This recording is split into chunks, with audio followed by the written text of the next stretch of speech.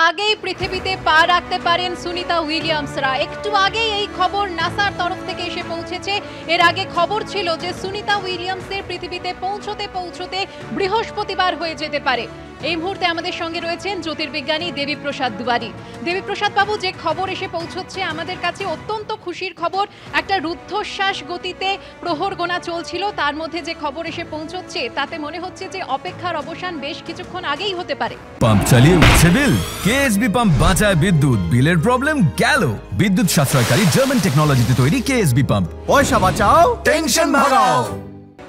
হ্যাঁ, আপনারা যেরকম বলছেন প্রহর গোনার কাজ শুরু হয়েছে বেশ কয়েকদিন আগে থেকেই। কবে সুনিতা উইলিয়াম সুষ্ঠুভাবে পৃথিবীতে ফিরে আসবেন?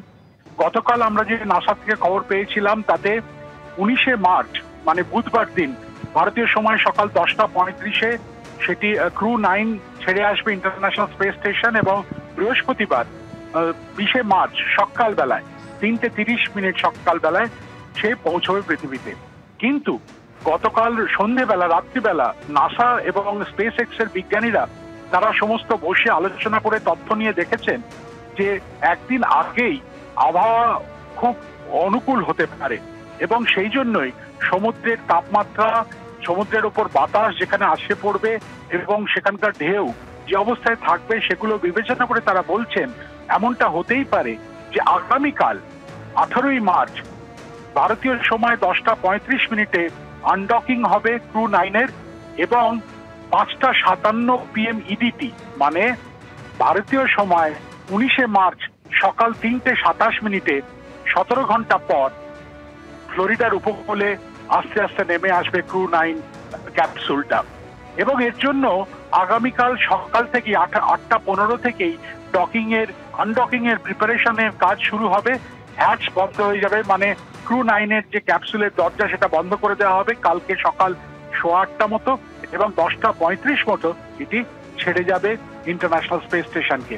এই তথ্য কিছুক্ষণ আগেই নাসা থেকে আমরা পেয়েছি। এখন সেটা আগামীকালই ছেড়ে যাবে কিনা বা পরশুদিন ছাড়বে কিনা, মানে পরশুদিন সকাল 3:27 পৌঁছবে না বৃহস্পতিবার 3:27 পৌঁছবে, সেটা এই মুহূর্তে কেউই জানছেন না। কিন্তু আমরা আশা রাখি যে কালকের মধ্যে এই ঘটনাটা ঘটবে। তবে মনে রাখতে হবে সুনিতা উইলিয়াম সুষ্ঠুভাবে ফিরে আসুন, কিন্তু তারপরেও বেশ কয়েক মাস তাকে কিন্তু অনেক পরীক্ষা নিরীক্ষা, অনেক চিকিৎসাধীন থাকতে হবে। তার কারণ এই মহাশূন্যে 9 মাস থাকার ফলে অনেক ঘটনা ঘটতে পারে।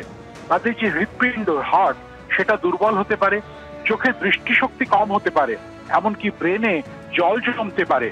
তাছাড়া হাড়ের ঘনত্ব কমে যাওয়ার ফলে শরীরের অনেক ক্ষতি হতে পারে।